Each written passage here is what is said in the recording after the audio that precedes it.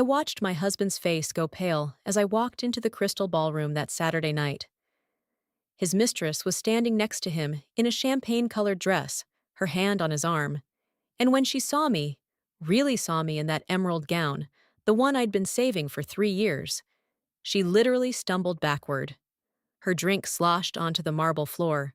But that wasn't the worst part. 10 minutes before I arrived, I'd overheard him tell her that I was an ugly thing, who'd let herself go, that he was only staying because of the kids and the house. He said it like I was furniture he regretted buying. Now let me back up because you need to understand who I was before that night. Who we were.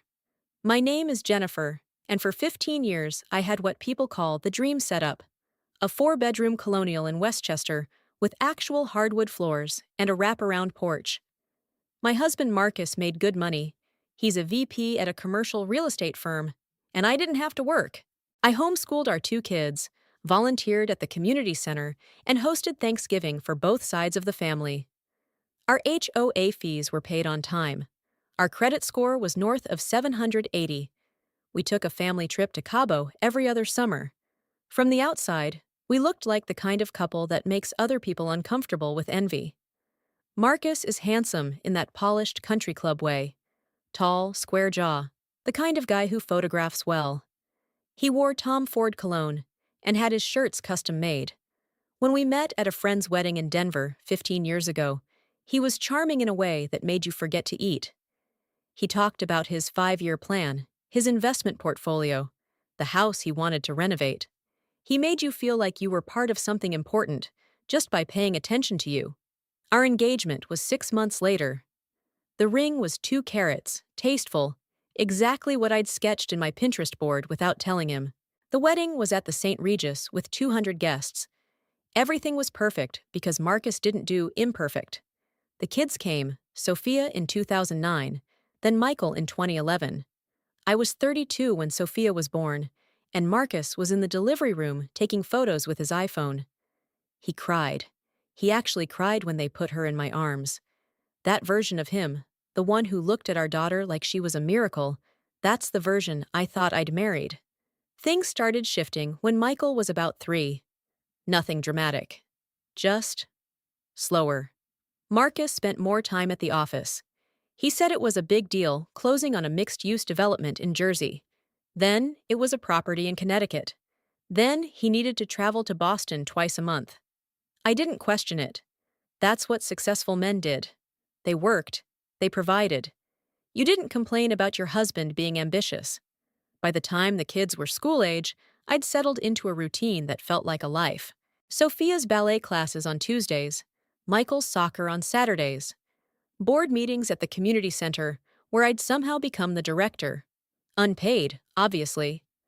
Coffee with the other moms, who were all navigating the same careful balance of appearing grateful for their husband's success while quietly managing everything that actually kept the household running. My mother called it the perfect life. She said it in a way that made me think she'd always wanted one, but never got it. She'd been a nurse, worked nights, raised me mostly alone after my dad left. So when she saw my life, the house, the stability, the way Marcus would kiss my cheek at dinner parties, she'd get this soft look in her eyes. "You did good," she'd say. I believed her. I believed I had done good. I'd landed the right guy, made the right choices, built the right life. I was grateful every single day, even when I was exhausted. Even when Marcus stopped really talking to me around 2016. Even when our sex life became something that happened on scheduled nights, Thursday or Saturday, with the kind of mechanical efficiency that made me feel like we were checking a box on a household to-do list. I told myself that's what marriage was after 15 years. That's what real life looked like when the initial infatuation wore off, and you were just 2 people managing a household and raising kids and paying the mortgage. My mother's friends nodded when I said this. They knew. Everyone knew. This was the bargain. Last summer, something shifted again. Marcus started taking calls in his car. He'd sit in the driveway for 30 minutes, talking in a low voice, then come inside like nothing happened. He bought new cologne. Not Tom Ford anymore, but something expensive and woodsy that he wore on the nights he said he was staying late at the office. He got a membership at a gym in the city, which was weird because he'd always worked out in our home gym. I noticed these things the way you notice a picture hanging crooked. You see it, but you don't immediately straighten it.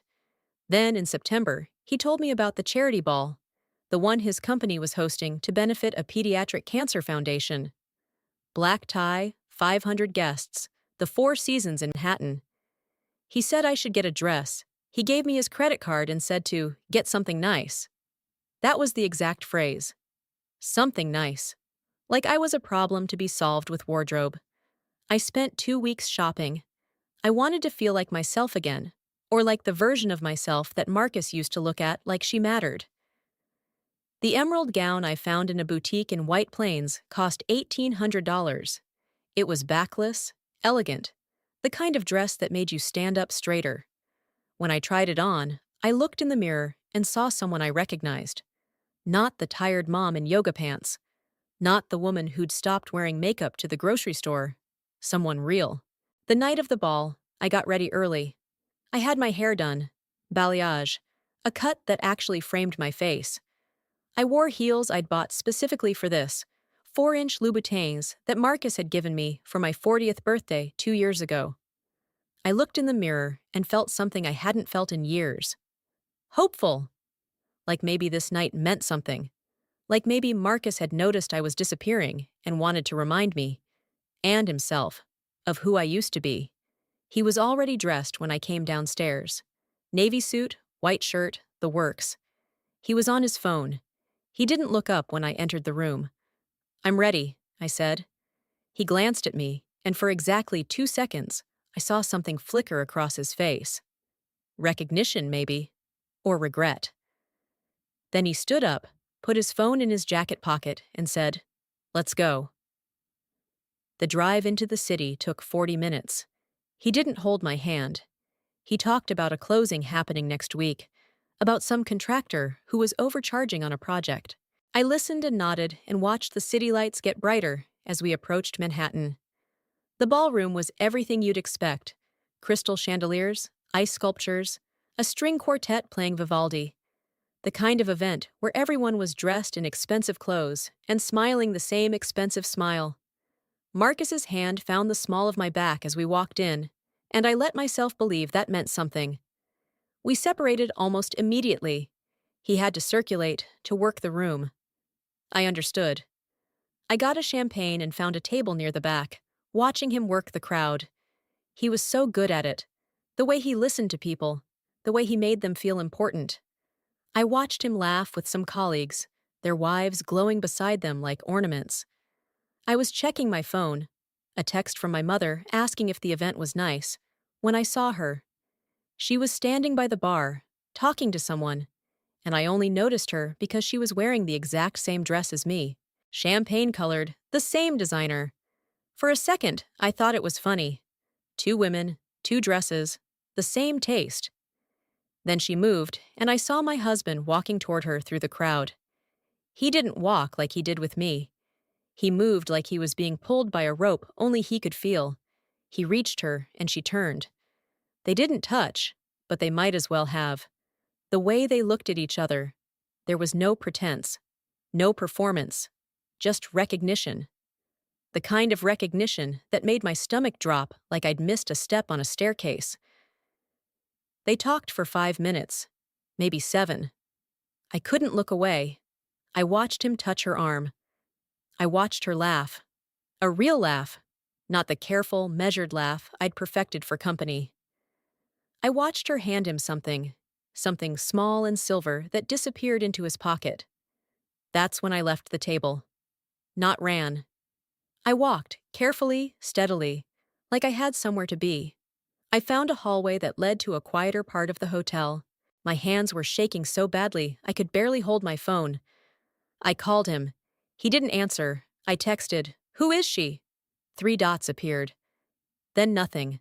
I stood in that hallway for 10 minutes, waiting for him to come find me, to explain, to tell me it was nothing. But he didn't come. Nobody came. So I walked back to the ballroom. I found him standing with a group of his colleagues, laughing at something someone had said. She wasn't with him anymore, but I could see her across the room, watching him the way I used to. That's when I walked straight toward them in my $1,800 dress. That's when everyone turned to look. That's when I saw his face go completely pale. That's when she saw me, really saw me, and something in her expression changed from satisfaction to something else. Fear, maybe, or realization. And I realized in that moment that I had no idea what I was actually walking into. I stood there in that emerald dress, watching his face crumble, and for exactly 3 seconds, I felt powerful. Then reality crashed down like a chandelier falling through a ceiling. "Jennifer," Marcus said, stepping forward. "Not here, please." But I wasn't moving. I was looking at her. This woman in the champagne dress. This woman who had stolen something from me that I hadn't even realized I still had. Her face went from shock to something calculated. She straightened her shoulders, smoothed her dress, and gave me a smile that was pure poison. "Oh," she said, her voice honeyed and sharp. "You must be the wife." The room had gone quiet around us. Not completely. The string quartet was still playing Vivaldi somewhere. But our corner of the crystal ballroom had developed a gravitational pull. People were watching. Marcus's colleagues. Their wives. Everyone was watching. "Yes," I said. My voice sounded like it belonged to someone else. Someone braver. "I'm the wife. The one who's been letting herself go according to you, Marcus." His jaw tightened. "Not now." "When then?" I asked. "When should I bring this up? Should I schedule it? Would Thursday work for you? Or do you need to check your mistress's calendar first?" The woman laughed. Actually laughed, like I'd made a joke at a cocktail party. "Oh my God, she's exactly like you said. Pathetic." Something in me fractured right then. Not broke, fractured. Like a windshield with a stone through it, still holding together, but fatally compromised. I looked at Marcus, waiting for him to defend me, to tell her to shut her mouth, to say that he'd been wrong about me, that he'd been lying. He looked away. That's when I understood. He hadn't been lying to her. He'd been lying to me. "I'm leaving," I said quietly. "Jennifer," Marcus started. "No, I'm leaving the hotel. I'm leaving the ballroom. I'm going home to our children, and tomorrow I'm calling a divorce attorney." I could hear my voice shaking now, and I hated it. I hated that they could hear it too. "You can explain to Sophia and Michael where Daddy went." I turned to walk away, and that's when Marcus grabbed my arm. Not hard. His grip was actually loose. But it was the grabbing that did it. It was the public assertion of control. Several people actually gasped. A woman near the bar pulled out her phone. "Let go of me," I said. "We need to talk about this," Marcus said. "Not here, but—" "You should have thought about that before you brought her to this event." I pulled my arm free and walked toward the exit. I kept my head up. I didn't run. I moved through that ballroom like I had somewhere important to be, like I wasn't falling apart, like my entire life wasn't unraveling in front of 500 people with good credit scores and quarterly investment reviews. The valet brought my car around. I sat in the driver's seat of our 2019 Range Rover for 5 minutes without turning it on, my hands gripping the steering wheel so hard my knuckles turned white. Then I drove home to Westchester, to the 4-bedroom colonial with the wraparound porch and the hardwood floors. I didn't cry. That surprised me. I thought I would cry. Instead, I felt like a pilot whose instruments had all failed at the same time. No compass, no altitude gauge, just the sound of the engine and the certainty that I was going down. When I got home, my mother was already there. She'd been babysitting Sophia and Michael. The kids were asleep upstairs. "How was the ball?" she asked, looking up from the kitchen table where she'd been reading something on her phone. I couldn't answer. I just stood in the kitchen doorway in my Louboutins and my $1,800 dress and started laughing. Not happy laughing. The kind of laughing that sounds like breaking glass. My mother stood up. She was 72 years old, 5'4", and she'd worked night shifts as a nurse for 40 years. She'd raised me alone. She'd seen things. She knew what this sound meant. "Oh, honey," she said, and pulled me into her arms. That's when I cried. I cried so hard I thought I might never stop. I cried for 15 years of pretending. I cried for the version of me that had believed I'd done good. I cried because I'd let myself become the kind of woman a man could call an ugly thing and not pay consequences. My mother held me and didn't say anything, which was the right choice. No platitudes, no, you're better off, or it'll be okay. Just her presence and the fact that she'd lived through something like this and survived.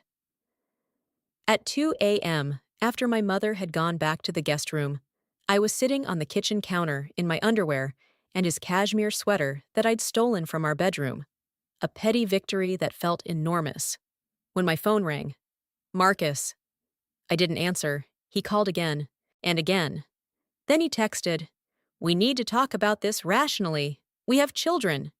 I stared at that text like it was written in a language I didn't speak.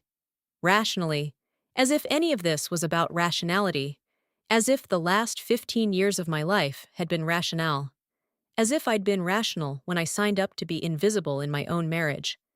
I texted back, "Call my attorney on Monday." I didn't have an attorney yet, but I would. That felt important.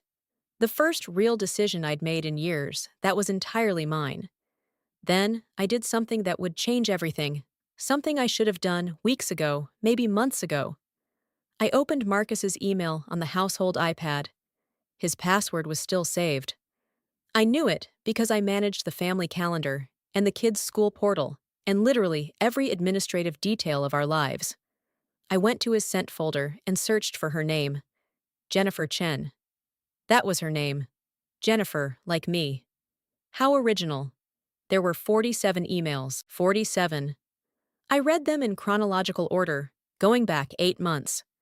Love notes, explicit photos, plans for a future that included a house in the Hamptons and a boat, discussion of his divorce. Not if, but when. He'd been planning this. This wasn't a mistake or a moment of weakness. This was a strategy. One email from 6 weeks ago made me stop breathing. Once the house sells, we'll have enough for a down payment on something in East Hampton. She won't fight the divorce if we handle it right. She's not the type to get messy. That was me. I was not the type to get messy. I took screenshots of everything, every single email, every photo. I emailed them to my personal Gmail account. Then I did something that made my hands shake. I changed his email password. By 3 a.m., I'd also pulled our credit report, pulled our bank statements, pulled the deed to the house, pulled his 401k balance. I was going to need to know every detail of our financial life if I was going to take him to the cleaners, and I was going to take him to the cleaners. I'd gone from standing in a ballroom in an emerald dress to becoming someone who collected evidence at 3 in the morning. I didn't recognize myself, but maybe that was the point. Maybe the woman I'd been was never supposed to exist in the first place. The next morning, Marcus came home.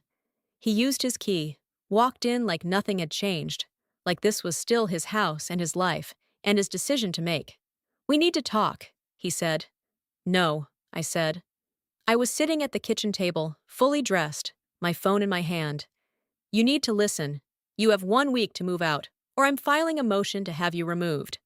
You can see Sophia and Michael on Thursdays and alternate weekends, supervised until I decide otherwise. You will pay me temporary support of $4,000 per month until the divorce is finalized. You will—" "Jennifer, you're being irrational." "Stop." I held up my hand. "Stop calling me that. Stop trying to gaslight me into being the kind of woman who accepts this. I'm not that woman anymore. That woman died last night at the Crystal Ballroom. What you're looking at now is what happens when you build your life on a foundation of lies." He stared at me like I was a stranger. "You can't just—" "I can," I said. "And I am. My attorney will be in touch on Monday. You should call yours today." He didn't leave right away. He sat down at the kitchen table like he needed a moment to process what was happening, like his wife suddenly having agency and information, and a plan was somehow the betrayal here. "There's nothing between us anymore," he finally said quietly. "There hasn't been in years. Surely you knew that." I knew, I said. But knowing something and accepting it are different things. I accepted it. I accepted being invisible. I accepted being called an ugly thing by the man I'd devoted my entire adult life to.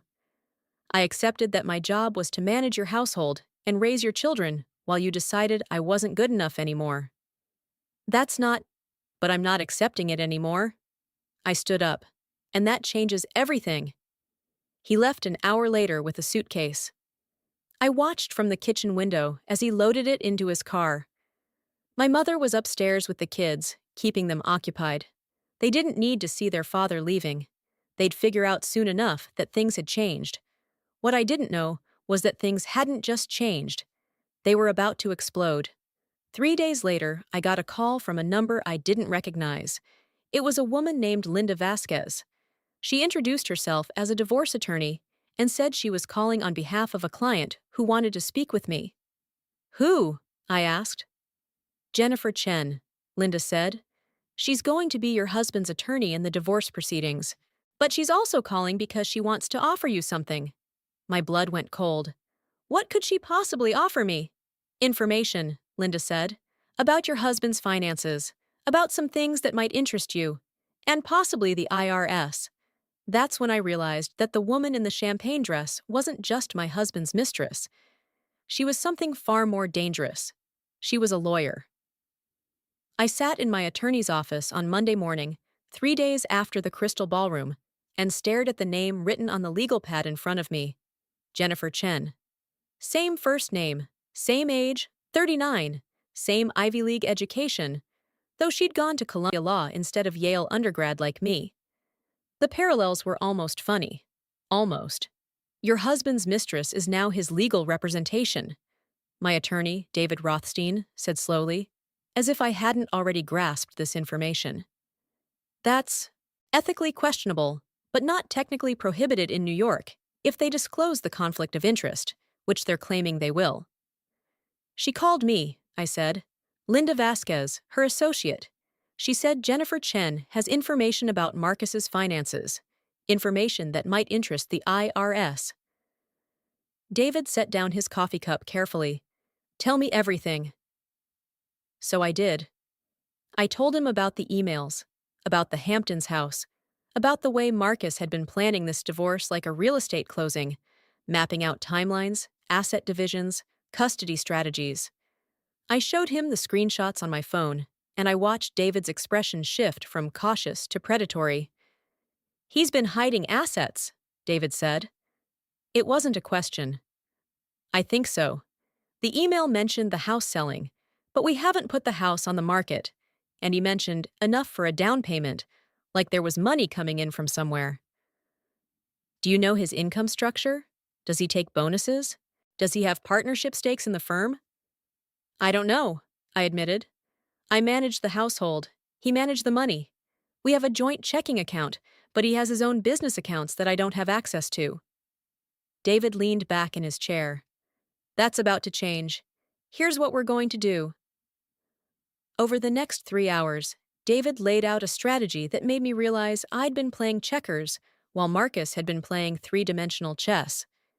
He was going to file for discovery immediately, demand all of Marcus's financial records, his firm's partnership agreement, his personal bank accounts, his investment portfolios, everything. He was going to request that Marcus produce tax returns for the last 5 years. He was going to have me sign an authorization so we could subpoena his brokerage accounts directly. If he's hiding money, David said, we're going to find it. And when we do, the court won't look kindly on it. He'll lose credibility. He'll lose custody leverage. He might lose a lot more than that. What about Jennifer Chen? I asked. Can she really be his attorney if she's his mistress? Ethically, there's a conflict of interest.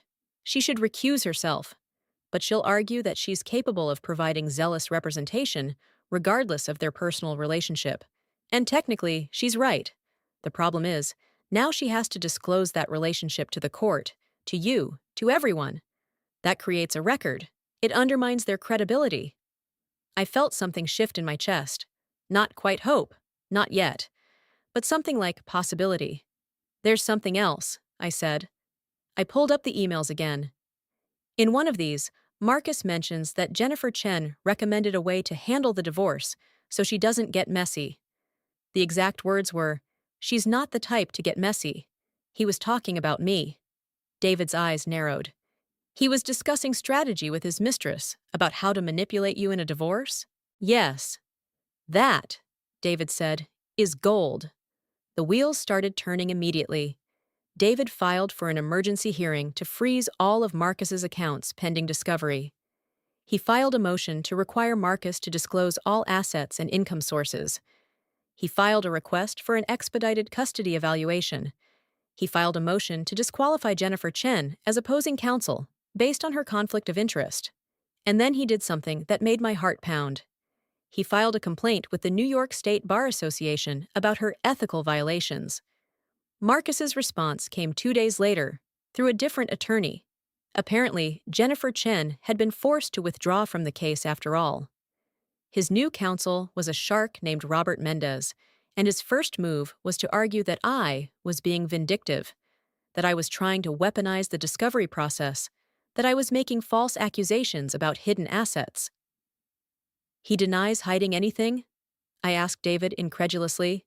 He denies it, but he can't prove it, David said, which means we're about to discover what he's been hiding. The discovery process took 8 weeks. 8 weeks of David sending subpoenas to Marcus's firm, to his brokerages, to his banks. 8 weeks of Marcus's attorney fighting every request, filing motion after motion to quash, to limit scope, to delay. But the documents started coming anyway. The first revelation was the partnership agreement. Marcus wasn't just a VP at his firm. He was a junior partner with a 5% stake in the company. That stake was worth approximately $2.4 million. Money I didn't know existed.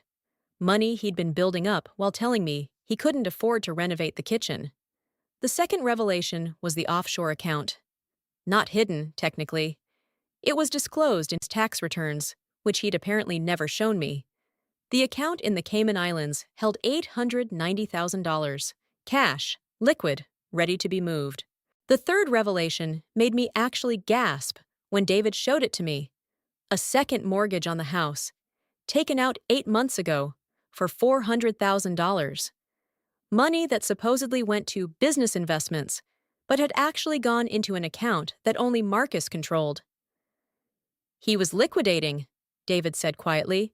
He was converting marital assets into cash that he could hide. He was planning to leave you with the house and the debt, and take the liquidity with him. I felt my hands shaking.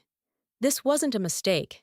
This wasn't a moment of weakness or a midlife crisis, or any of the narratives I'd been telling myself. This was premeditated. This was calculated. This was a man who had decided I was worth less than half of our marital assets and had been systematically stealing from me. "What do we do?" I asked. "We bring it all to court," David said, "and we make sure the judge sees exactly what he was trying to do." The hearing was scheduled for 10 weeks after that night at the Crystal Ballroom. 10 weeks of living in a house with my children, managing their questions about where their father was, managing my own terror about what was going to happen. 10 weeks of Marcus's attorney sending threatening letters, of Marcus's father calling my mother to ask if I would see reason, of people at the community center asking if the rumors were true, if we were really getting divorced. 10 weeks of preparing myself to walk into a courtroom and expose the man I'd married in front of a judge. The courthouse was in White Plains, a building that looked like it had been designed to intimidate people. Marble floors, high ceilings, the kind of place where your footsteps echo and you feel very small.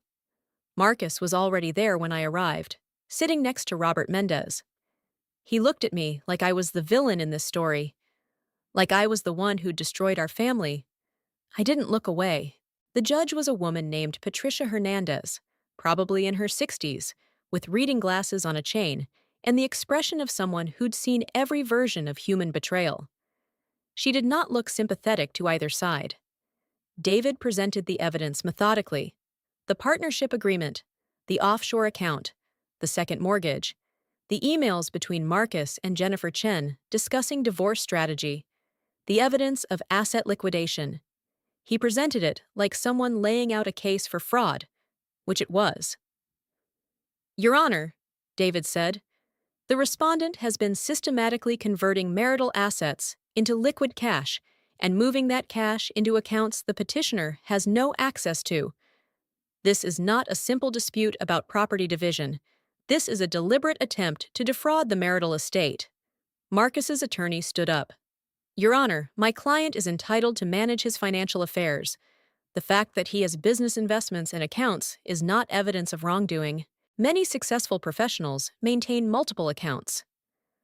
Those accounts, David said, are funded by money earned during the marriage. That makes them marital property.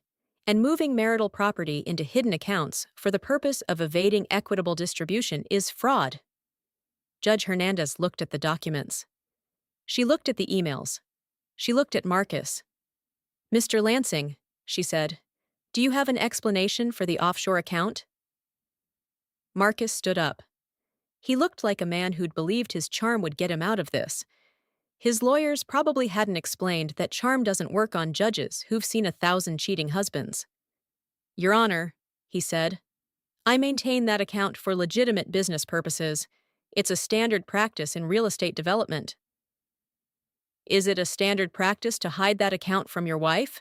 Judge Hernandez asked. I didn't hide it. It's in my tax returns. Which your wife says she's never seen. She never asked to see them. The judge removed her glasses and looked at Marcus directly. In that moment, I saw him through her eyes. Not as the successful man who'd charmed me at a wedding 15 years ago. Not as the father of my children, but as a man who'd been caught lying and was now doubling down on the lie. I'm going to award temporary custody to Mrs. Lansing, Judge Hernandez said. Full custody pending the final hearing.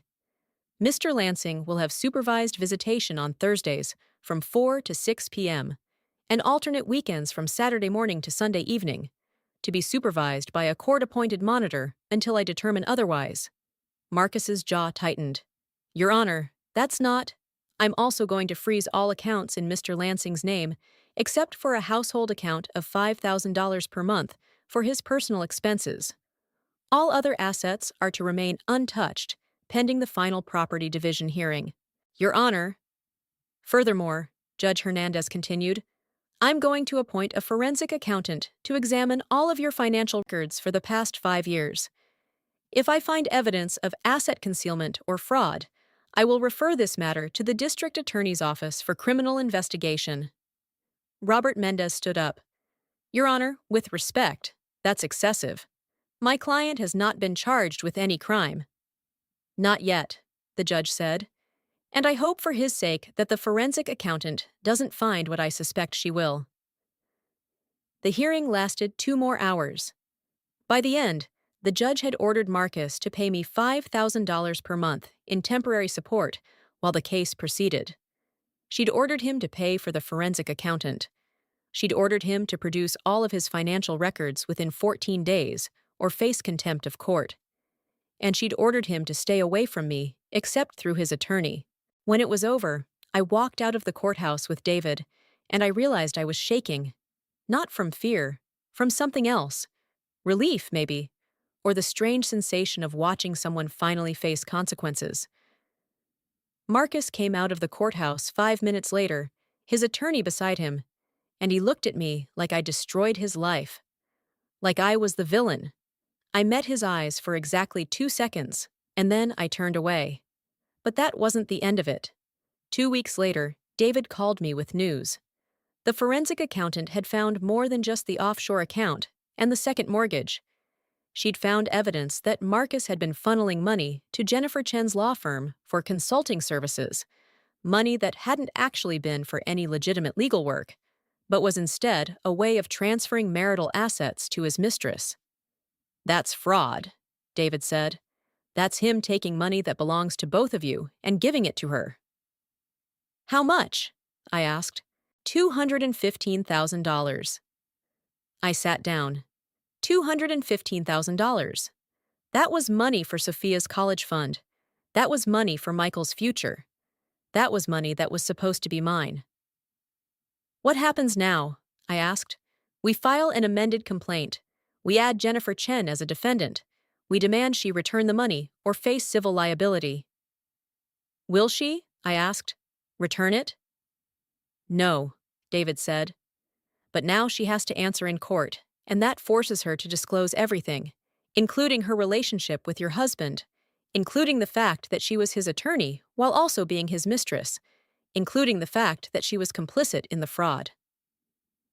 3 days later, Jennifer Chen's law firm withdrew from representing Marcus entirely. A press release came out saying that she was stepping back from the case due to personal circumstances. What it really meant was that she'd realized she was about to be exposed in a way that would end her legal career. The final hearing was scheduled for 4 months after that night at the Crystal Ballroom. 4 months of waiting, of Marcus's supervised visits with the kids, of my mother staying in the guest room and helping me navigate the legal system, of slowly understanding that I was going to be okay. More than okay. The judge awarded me the house. She awarded me primary custody of both children, with Marcus getting supervised visitation that could increase to unsupervised after a year of therapy and parenting classes. She awarded me spousal support of $3,000 per month for 7 years, and child support of $2,000 per month until both kids turned 18. But the biggest award was the property division. After accounting for the fraud and the asset concealment, Judge Hernandez ordered Marcus to pay me $1.8 million, his share of the marital property, plus punitive damages for the hidden assets. He appealed. His attorney argued that the punitive damages were excessive, that I was being vindictive, that I was using the courts as a weapon. The appellate court upheld the original judgment. 6 months after the original hearing, I got a check for $1.8 million. I sat at the kitchen table and stared at it for 20 minutes before I called David. "Is this real?" I asked. "It's real," he said. He didn't have the money liquid, so his firm had to facilitate the transfer. But yes, it's real. You won. I didn't feel like I'd won. I felt hollowed out. I felt like I'd spent the last 6 months in a war, and now that the war was over, I didn't know who I was anymore. But I knew who I wasn't. I wasn't the woman in the emerald dress at the Crystal Ballroom, waiting for her husband to acknowledge her. I wasn't the woman who accepted being called an ugly thing. I wasn't the woman who'd made herself small enough to fit into someone else's life. I was someone new, someone harder, someone who'd learned that love and trust can be weapons when used against you. I took the $1.8 million, and I put it in a trust for Sophia and Michael. I renovated the kitchen with money I'd earned through a consulting business I started, something I'd been thinking about for years, but never had the courage to pursue. I became someone my children could look at and see a woman who'd survived, not a woman who'd been destroyed. And I never, ever saw Marcus's face again without remembering that moment at the Crystal Ballroom when I realized he'd been planning my erasure the whole time.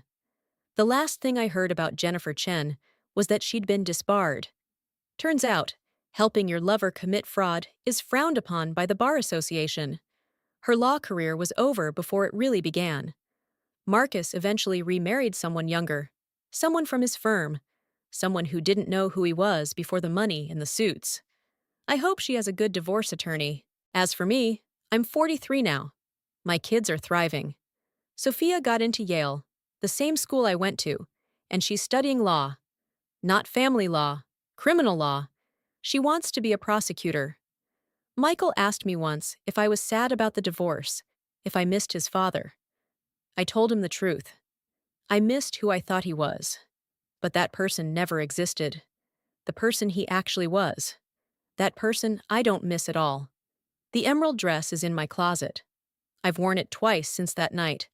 Once to my best friend's wedding, and once to my daughter's law school acceptance dinner.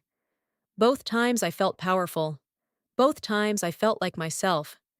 Sometimes I think about that moment when I walked into the Crystal Ballroom, and I understand now that I wasn't walking toward my husband. I was walking toward the woman I needed to become. It just took watching his face go pale and his mistress stumble backward for me to realize I'd been worth it all along.